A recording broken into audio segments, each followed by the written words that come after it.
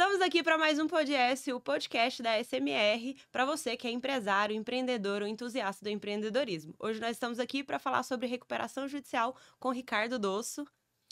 Legal, Stephanie, satisfação estar aqui. É um projeto muito bacana de vocês da SMR e é um grande prazer participar. É um prazer ter você aqui, Dosso.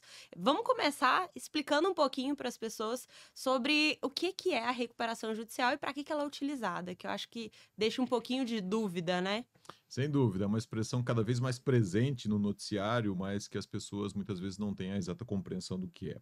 A recuperação judicial é um mecanismo judicial previsto na legislação brasileira que permite que empresas em dificuldade financeira se valham desse mecanismo. Eu acho que a gente vai aprofundar um pouco mais sobre isso no decorrer dessa conversa, mas que permite a renegociação de suas dívidas, a elaboração de um plano para modificação de algumas condições e que com isso ela possa permanecer funcionando, né? E por que a legislação, por que no Brasil existe isso como em outros países? Porque a nossa sociedade, ela acredita que a continuidade de uma empresa, ela é importante porque gera empregos, ela proporciona o recolhimento de tributos e gera riqueza para toda a sociedade. Tem toda a Então, questão, né, do desenvolvimento isso. social também. O ordenamento jurídico, portanto, ele privilegia, ele assegura, ele dá instrumentos para essa empresa, desde que ela seja viável, para que ela continue funcionando. Perfeito. Ainda tem uma confusão entre recuperação judicial e falência, né? Tem muitas pessoas que eu vejo, às vezes, até vêm me contar e falam assim, Stephanie, ó, a empresa tal tá falindo. Aí eu falo, tá falindo? Aí eu vou olhar a notícia, não, entrou em recuperação judicial. Então as pessoas ainda têm muito isso forte, né? Da recuperação judicial ser uma pré-falência ou ser já um caminho para falência. Como que a gente faz para tirar isso, né? Pra gente separar esses dois Sem, cenários. sem dúvida existe esse estigma ainda, e ele é muito interessante, porque praticamente em 100% dos clientes que a gente atende para fazer uma recuperação judicial, há esse assunto está presente, né? Uma resistência sempre do empresário em recorrer a uma recuperação judicial, até pelo estigma reputacional no mercado, que é cada vez menor na realidade, né? Uhum. E isso existe mesmo, mas nada melhor do que um dia após o outro, dentro de um processo de recuperação judicial bem conduzido, para que esse estigma ele vá desaparecendo e essa empresa continue funcionando normalmente, sem nenhum prejuízo. Sim, mas explica um pouquinho sobre a diferenciação, né? Porque a recuperação judicial é uma ferramenta para a empresa se recuperar, né? E a falência já é um outro processo. Claro que a empresa também precisa se preparar para falir, né? Até para falir ela precisa estar preparada. Mas explica um pouquinho até para as pessoas entenderem que esse é um caminho que a empresa busca como meio, né? Um meio para se recuperar. Sem dúvida, né? São duas ferramentas para finalidades distintas. Uhum. A falência é para aquela empresa insolvente que não tem mais nenhuma condição de continuar. Então, há ali uma arrecadação, uma liquidação dos seus ativos e uma distribuição entre os credores do que houver ali de recursos. A recuperação judicial visa o contrário, visa proporcionar à empresa a sua reestruturação, a renegociação de suas dívidas e a permanência dessa empresa no mercado, né? Na Perfeito. verdade, muitas vezes, então, se a empresa pediu recuperação judicial, é um sintoma de que ela detectou que estava passando por uma dificuldade e se organizou para fazer isso. É um Entendi. bom sinal, muitas vezes, né? Uhum. E quais que são os maiores sintomas e dores que as empresas sentem, assim, para elas tomarem essa decisão, né? Porque eu acho que a gente que trabalha com isso, né, nós também, né, do lado da consultoria, a gente vê que o empresário ele é muito resistente a isso, né? Primeiro ele nega o problema, e aí depois chega no momento em que o problema já passou dos limites. E aí existem dores que acontecem, a gente sabe, as dores aí normalmente, principalmente relacionadas ao financeiro, né? Mas existem outras coisas que acontecem que muitas vezes eles procuram ajuda jurídica também, antes, né, desse processo, às vezes buscando uma recuperação extrajudicial, algum outro mecanismo, né, para não ter que entrar de Sim. certa forma, se expor, né? É. Eu acho que o sintoma mais evidente é a falta de caixa, quando a empresa deixa de ter condições de honrar os seus compromissos. Agora, numa empresa com uma gestão bem estruturada ou que esteja, por exemplo, sendo assessorada por uma consultoria como a SMR, é possível você vislumbrar que haverá um problema, ou seja, um ponto em que não será mais possível pagar todas as contas e cumprir suas obrigações todas, e ela se preparar para isso. Falar assim, poxa, eu estou enxergando que há um problema aqui no curto ou médio prazo. Antes que isso exploda, né, que as contas comecem a vencer, as obrigações ela não tenha, ela pode se planejar e esse seria um ponto ótimo de pedido de recuperação judicial. Uhum. Infelizmente, essa é a minoria dos casos, porque há uma resistência muito grande, né? É preciso que a realidade chegue para o empresário aceitar que ele precisa tomar uma providência e que, em algumas vezes, essa providência ela é mais dura e é a recuperação judicial. Perfeito, perfeito.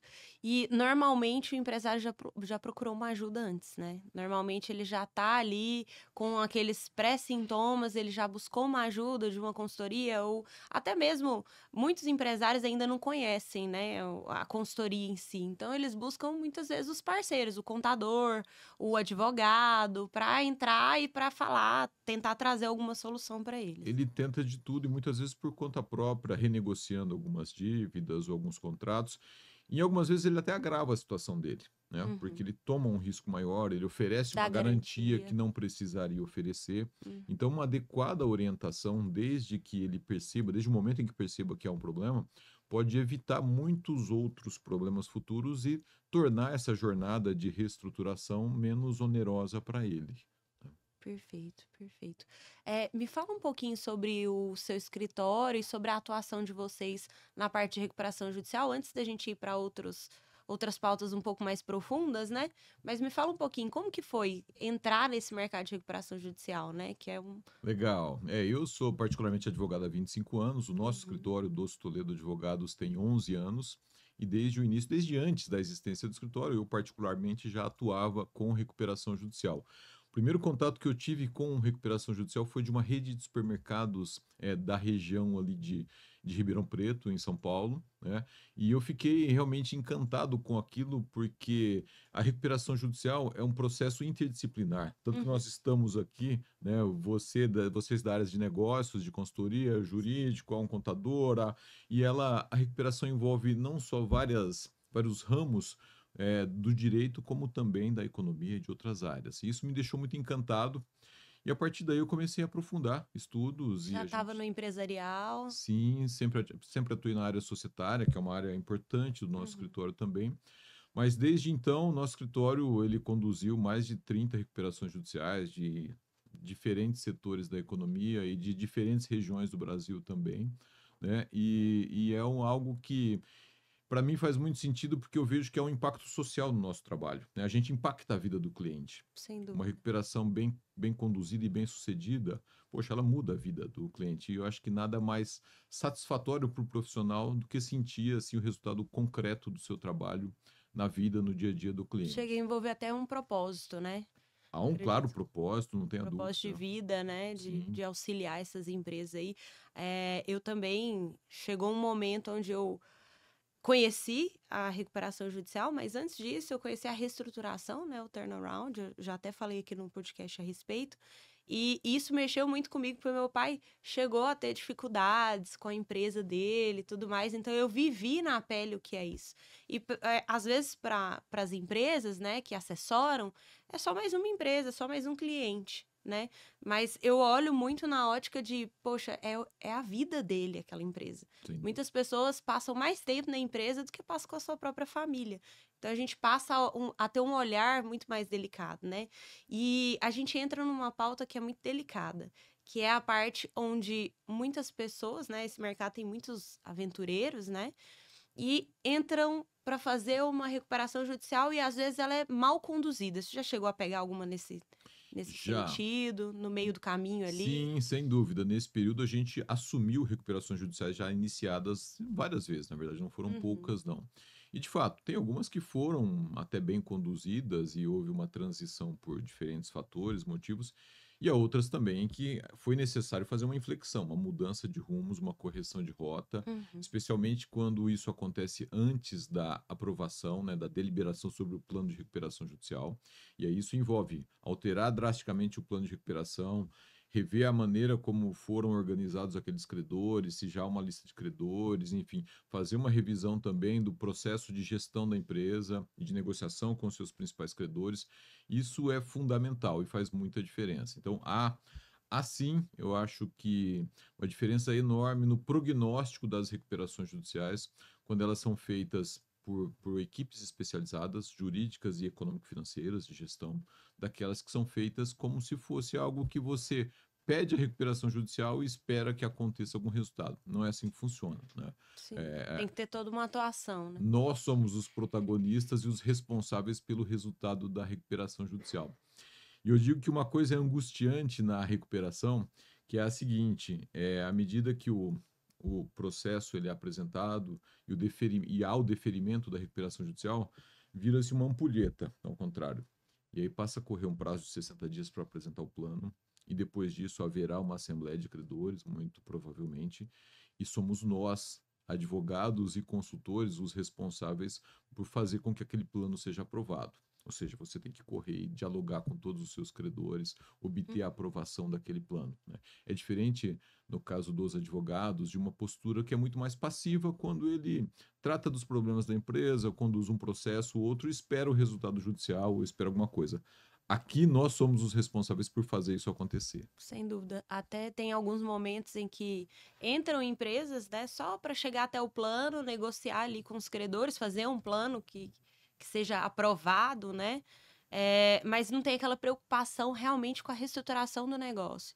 E muitas vezes, e eu vou te dizer que eu acho que é na maioria das vezes, pelo menos nas que a gente já atendeu, o problema é estrutural. O problema é na empresa lá interno. Então não é uma coisa que aconteceu, foi um cenário externo, né? Se a gente for analisar ali, às vezes a SWOT, né? As forças, fraquezas, oportunidades e ameaças da empresa, você vai visualizar, você vê que não foi nada externo. Às vezes é muito mais interno do que externo. É uma briga de sócios, às vezes uma retirada maior, às vezes o desvio do dinheiro para o investimento numa outra empresa, né? Tem milhares de casos. Sim, sim, sim, são diferentes causas para uma crise empresarial. Mas a falta ou uma gestão inadequada, ineficiente, ela sem dúvida é decisiva. Eu acho muito mais provável que uma empresa que, por exemplo, tem os seus produtos ou serviços que se tornem obsoletos, é muito mais fácil dela superar uma crise com uma gestão competente do que Uhum. aquela que tem um bom serviço ou um produto, mas não tem uma gestão eficiente e competente, né? A gente vê isso muito na prática e acho que isso enfatiza a importância de uma consultoria econômico-financeira que entre na gestão, né? Como vocês fazem. Uhum. Conheço pelos os casos em que a gente atua em parceria. Uhum. Há diferentes prestadores de serviço, tanto os jurídicos como econômico-financeiros. Alguns têm a missão de aprovar um plano de recuperação, outros apenas fazer a reorganização, a reestruturação, o turnaround, né? Hum, Acho que esse trabalho faz toda a diferença, sem dúvida. sem dúvida. E o que você acha que o empresário subestima na hora de entrar numa recuperação judicial? Acho que tem muitos que subestimam o problema ali, né? Eu acho que ele subestima a profundidade das mudanças que ele precisa fazer. Uhum. Porque se ele não fizer, a recuperação judicial pode ser bem sucedida, mas não haverá uma efetiva reestruturação e daqui a alguns anos ele vai voltar à mesma situação. E aí nós teremos que fazer uma segunda recuperação judicial ou uma extrajudicial, como também nós temos casos concretos no Tem escritório. um prazo, né, para fazer uma segunda?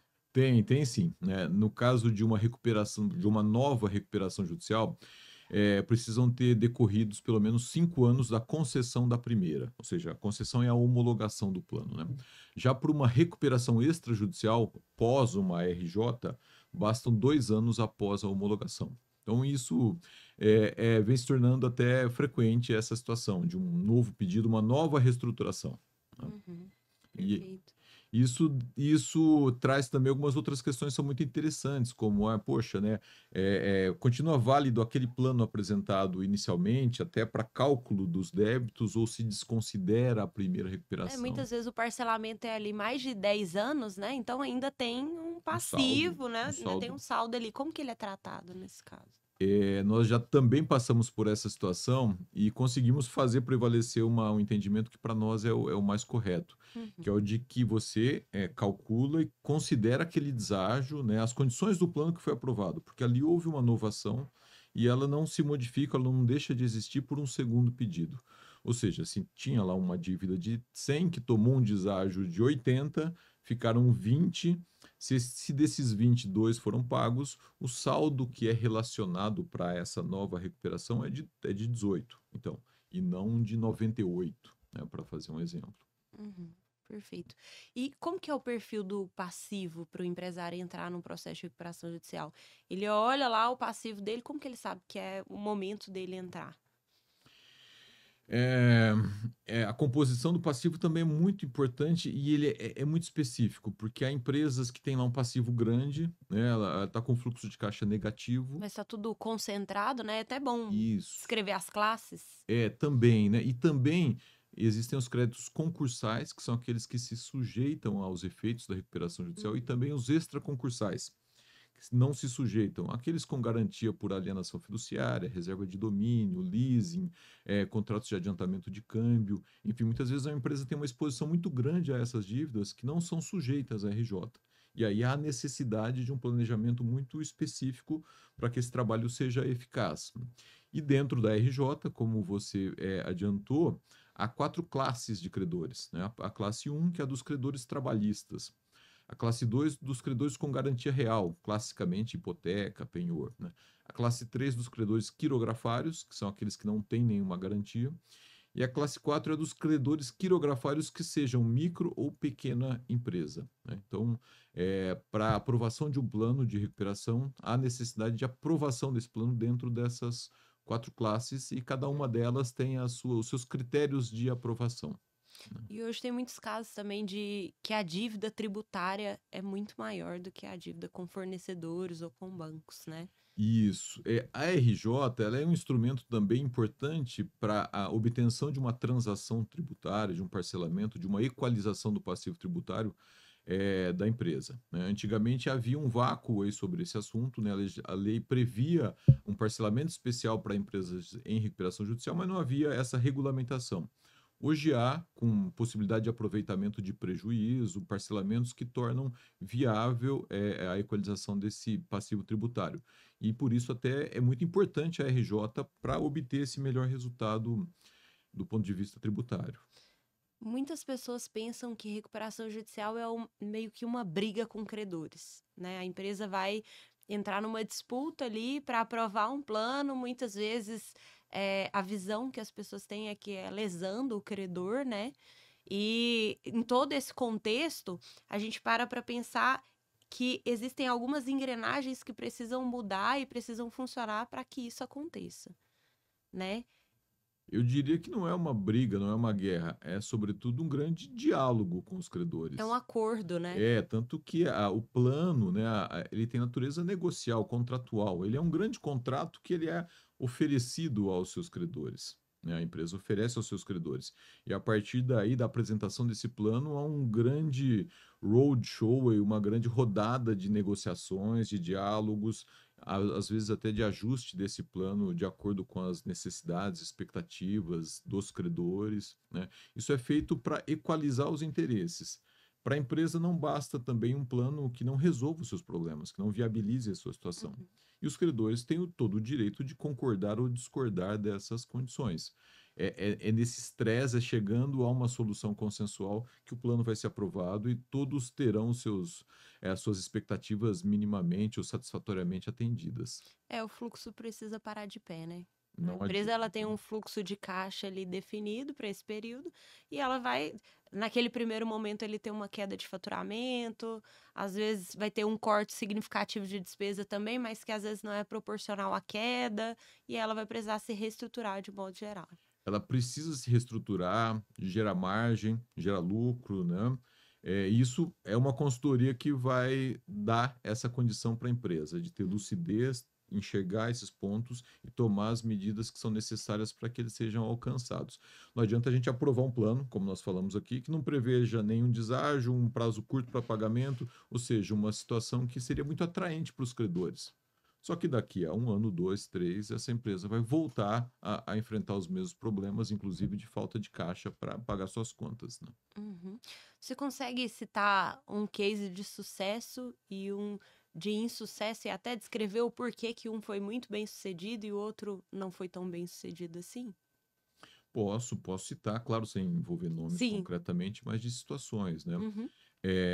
Eu posso citar um case de sucesso de uma empresa, por exemplo, do ramo de distribuição de produtos, em que ela enxergou, quando nos procurou, não tinha nenhum título vencido, ela estava com as contas em dia, mas em razão de uma boa qualidade de gestão, ela enxergou que daí a alguns meses essas curvas se encontrariam e ela não conseguiria mais honrar os seus compromissos e também percebeu que estava vendendo sem margem, né, com margem negativa. Uhum. E a partir de um trabalho, primeiro de planejamento e de reestruturação feito pela consultoria, isso atrelado, né, à ferramenta da recuperação judicial, foi possível reduzir significativamente esse endividamento e fazer com que a empresa passasse a trabalhar com margens positivas, ou seja, gerando caixa e possibilitando a sua reestruturação e seu crescimento, inclusive. Há outros casos, por exemplo, negativos, em que a recuperação judicial serviu para limpar, para resolver esse passado, né? Para renegociar as dívidas passadas. Mas que, por outro lado, as práticas empresariais, as práticas de gestão continuaram as mesmas. E os problemas voltaram a acontecer, o que não é novidade, né? A empresa não mudou. Ela mudou, ela melhorou o seu endividamento, o perfil da sua dívida, mas ela não mudou. O negócio continuou tendo os mesmos problemas que tinha antes. E aí foi necessário novamente tomar uma providência. Nesse caso específico que eu cito, houve até um M&A, né, uma venda de parte da empresa para resolver toda a situação, mas com uma perda, uma destruição de valor muito grande. Uhum. Eu acredito que o vínculo, até que a gente falou do início, das empresas, das pessoas pensarem que a recuperação judicial é uma falência, é porque muitas empresas não se recuperavam no passado, né? Sim. Hoje essa taxa mudou, continua muito parecida, como que tá? Essas estatísticas têm um universo, uma população muito viciado, porque é um grande número ainda de recuperações judiciais de pequenas empresas no Brasil. Uhum, E pequenas empresas para as quais a recuperação judicial não é um remédio eficaz, ela não uhum. funciona. A recuperação custa caro, ela é onerosa, ela demanda uma série de providências, a um administrador judicial, a empresa tem que prestar informações, enfim. E essas empresas acabam viciando essa amostra, né? Isso gera lá Uhum. um percentual muito grande de insucessos, né? De recuperações que não deram certo. Isso é divulgado na mídia, na imprensa e acaba influenciando. Mas do que nós vemos, que é o universo de médias e grandes empresas, a recuperação é uma ferramenta efetiva e poderosa para ajudar o empresário que está em dificuldade. Perfeito.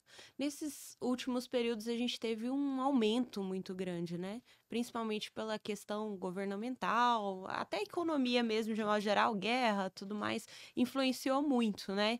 Eu vi muito no agro, muitas empresas do agro nesse início de 2025 entraram com recuperação. Eu acho que se há um setor que se destaca ultimamente pelo grande número de recuperações é o agro. É o agro, é a agricultura, especialmente o segmento de grãos, né?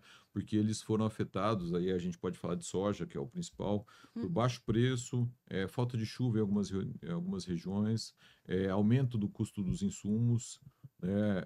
Câmbio também Foi um influenciando. conjunto, É né? um conjunto de situações e que ocasionou realmente um grande número de recuperações judiciais no agro. Entendi. Antigamente era concordata, né, Ricardo? E aí houve uma alteração em 2005 na lei. O que que foi essa alteração? O que que ela refletiu, assim, que foi mais impactante? Isso, até 2005 nós tínhamos o regime da concordata e da falência, né? A concordata nada mais era do que uma moratória para a empresa, né? Ela tinha 2 anos, nem todos os débitos se sujeitavam a essa moratória e era um instrumento que não funcionava, né? Houve uma percepção disso a ponto de que em 2005 foi editada a lei atual, 11.101, que trata da recuperação judicial, que é um instituto novo, e da falência, né? E a recuperação judicial ela tem a finalidade declarada, explícita, de viabilizar, né, de fazer com que a empresa possa superar a crise financeira que ela atravessa. Isso é uma mudança de paradigma, de visão, de propósito que se quer, que é de fazer com que realmente as empresas que sejam viáveis, elas consigam superar a sua crise e continuar suas atividades e com os benefícios que ela gera para toda a sociedade. E recentemente teve uma mudança na Lei 11.101 também, né? Essa mudança, o que que foi o principal ponto dela? Essa mudança aconteceu em 2020, foi uma mudança bastante grande. Ela trouxe algumas inovações com relação, por exemplo, à recuperação judicial do produtor rural, que era admitida, mas não existia na lei. E eu vou dizer que ela piorou o que estava sendo feito, né? Porque, Uhum. embora não fosse prevista na lei, a jurisprudência, né, os tribunais já haviam mais ou menos Aceitado. dado parâmetros para essa recuperação acontecer. E a Uhum. lei, quando veio regulamentando essa matéria, ela tornou menos abrangente a recuperação judicial do produtor rural, ela menos benéfica para o produtor. mas ela vem acontecendo também. E a lei alterou também alguns outros pontos com relação ao próprio funcionamento da recuperação. Perfeito. A lei ela prevê a nomeação de um administrador judicial, né? O juiz ele nomeia uma pessoa ali como administrador judicial. Como que é a atuação desse administrador judicial perante a empresa?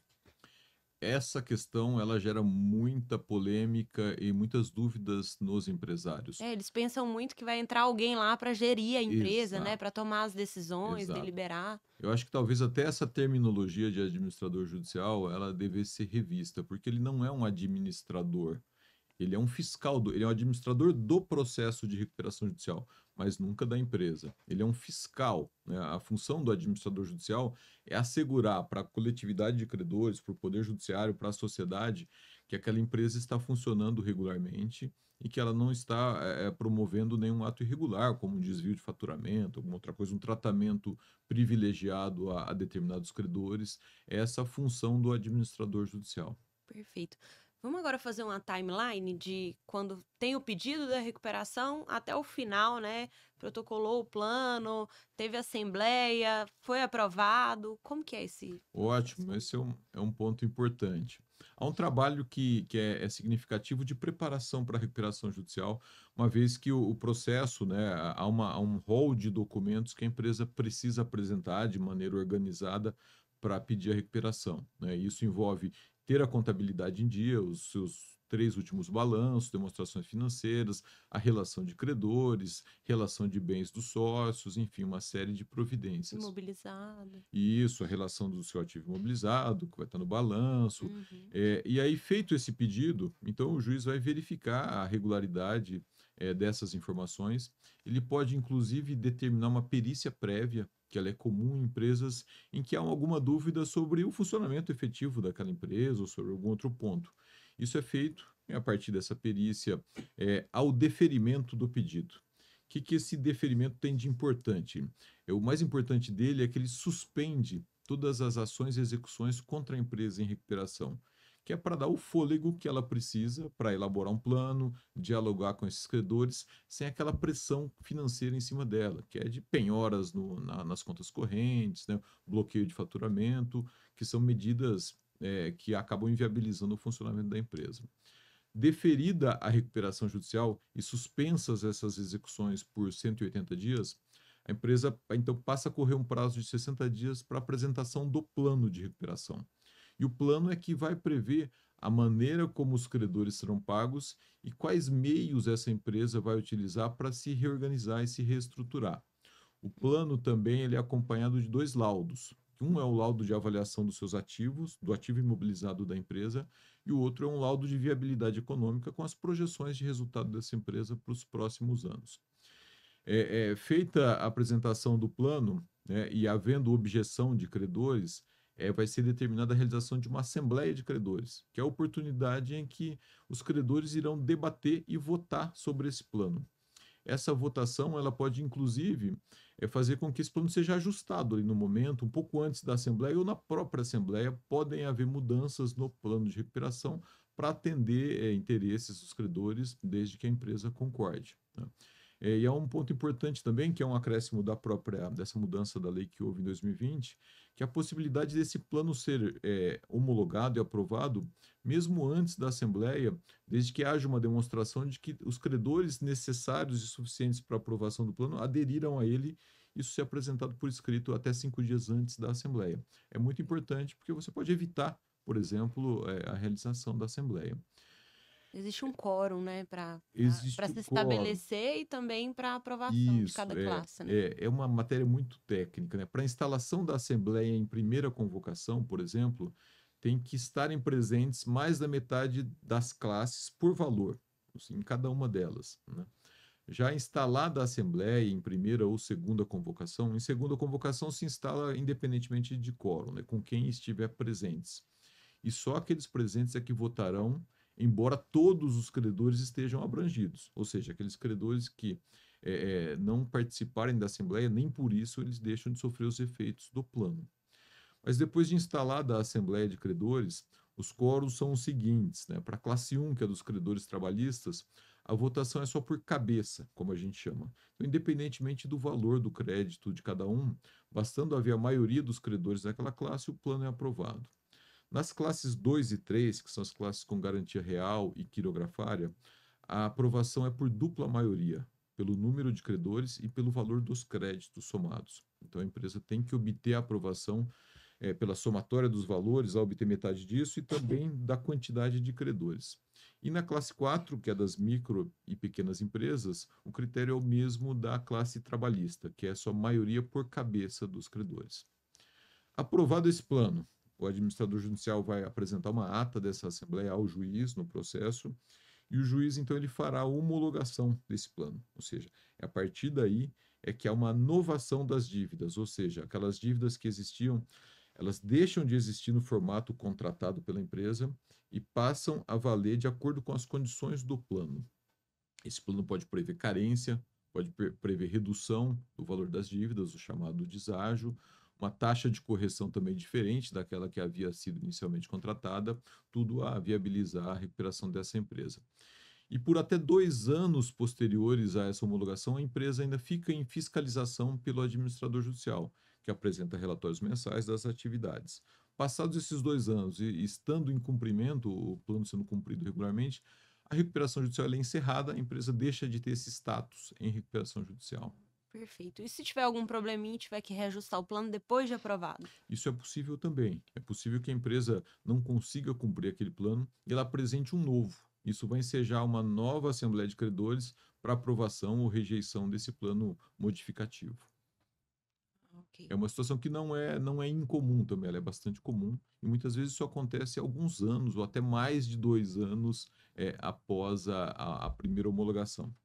E como que ficam os sócios e os fiadores no meio disso tudo? Porque às vezes tem um contrato, tem um fiador, Ótima e o pergunta. sócio também às vezes é garantidor daquilo? Como que é? Ótima pergunta, porque essa é uma condição que acho que é inerente a todo o processo dessa natureza.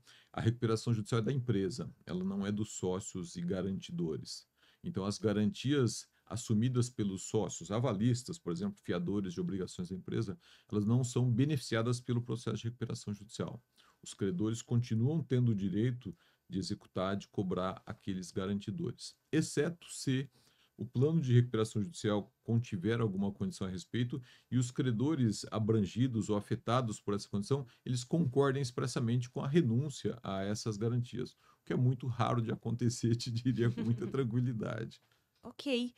Nós temos algumas perguntas rápidas aqui para fazer para você. É como se fosse um ping-pong aqui, né? A gente brinca Vamos até que lá. é Marília Gabriela. Eu queria saber um hábito que você não abre mão. Atividade física, fazer esportes. Qual esporte que você pratica? Ciclismo, mountain bike, jogo vôlei e basicamente esses dois. Corro às vezes, ocasionalmente. Bacana. E um conselho para quem está começando? Na área de reestruturação empresarial, Isso, reestruturação e também na área, acho que empresarial de modo geral, né? Direito empresarial. eu acho que tenha conhecimentos multidisciplinares. Se você é advogado, não entenda só de direito, tenha fundamentos de contabilidade, de administração de empresas, de economia, né? Essa curiosidade pelo funcionamento, pela atividade econômica em geral, vai enriquecer muito o trabalho. Perfeito. Uma frase que te inspira. Antes feito que perfeito. Essa frase é boa, né? Essa é boa. É, Eu tô com uma frase na cabeça ultimamente que é haja com intencionalidade. Você tem perfeito. intenção em tudo que você for fazer. Também tem mexido bastante comigo. Qual Legal. que foi a maior lição que o mercado te ensinou, principalmente nessa parte de recuperação judicial? Olha, eu acho que é o de que toda bolha vai estourar um dia. Tudo aquilo que não tem substância, que não tem consistência, isso se aplica a qualquer atividade, a qualquer coisa, assim, uma hora não vai ter vida longa, né? O preço vai chegar, né? A conta vai chegar um A dia. conta chega, né? Chega em tudo, né? Exato. Um sonho ainda não realizado. Um sonho não realizado, eu acho que é ter atividades de cunho social, ambiental, paralelos ao meu trabalho. Eu vou chegar lá um dia e vou poder, acho que, contribuir de alguma forma mais efetiva para a sociedade. Se você pudesse voltar no tempo, você faria algo diferente? Acho que não, porque a gente poxa, o que a gente faz é produto das circunstâncias em que a gente viveu, né? Então, se fizemos uma coisa, se eu fiz uma coisa ou outra, foi em decorrência daquilo que estava acontecendo naquele momento. Não me arrependo de nada muito grande na minha vida, não. Você tem alguma pessoa que te inspira ou te inspirou em algum momento da sua carreira? Não tem um nome, mas eu gosto das pessoas que são honestas consigo mesmas e elas têm a capacidade de fazer acontecer aquilo que elas querem, que elas acreditam. O que te motiva todos os dias? O que me motiva? Ser útil para a sociedade, dar exemplo, principalmente para os meus filhos, e construir uma trajetória que seja valiosa, que tenha algum valor. Agora vamos para a pergunta bônus, né? Que é a pergunta que a produção me mandou aqui agora. Fala um pouquinho sobre. Na realidade, fale com uma palavra a respeito da sua parceria com a SMR. Uma palavra? Isso. Confiança. Confiança. Confiança é a palavra, porque eu vejo o quanto vocês se envolvem com o cliente, quanto vocês chegam ao ponto de brigar com o cliente pelo cliente, sempre por boas razões, e tem uma atitude, uma postura muito próxima do cliente. Isso dá muita confiança para a gente na parte jurídica. A gente visa muito o CNPJ, né? Então, muitas vezes a gente tem que entrar em conflito ali com o próprio sócio, que às vezes não Mas tá olhando o tanto. sócio percebe isso e gosta no final das contas. Você tem aquele estresse ali, uma discussão, mas ele percebe quando ele vai botar a cabeça no travesseiro que aquilo era para o bem dele. Isso é muito importante. Legal. Doce, eu quero te agradecer pela sua presença, né? Por compartilhar com a gente todo o seu know-how, né? Pelo seu tempo, principalmente, por disponibilizar esse momento aqui para a gente conversar sobre um assunto tão importante para o empresário brasileiro. Stephanie, eu que agradeço, fiquei muito honrado com o convite. É uma oportunidade, acima de tudo, de troca de conhecimentos, de experiências. É sempre uma satisfação estar junto com vocês. Obrigada. E para vocês, eu deixo aquele presente, né? O e-book Liberdade, que vem para ajudar você, que é empresário, a sair do operacional e ir efetivamente para o estratégico. Claro que a gente sabe que existem momentos da sua empresa em que você é uma eu-presa, né? E acaba tendo que fazer tudo. E existem momentos que você está ali no operacional, que você vai para o tático e efetivamente para o estratégico, né? Esse e-book, ele te ensina todo esse cenário e ele te mostra como que você pode tomar as melhores decisões para sua empresa nesse sentido. Então, muito obrigada por você assistir esse podcast. Nós nos vemos no próximo. Até lá!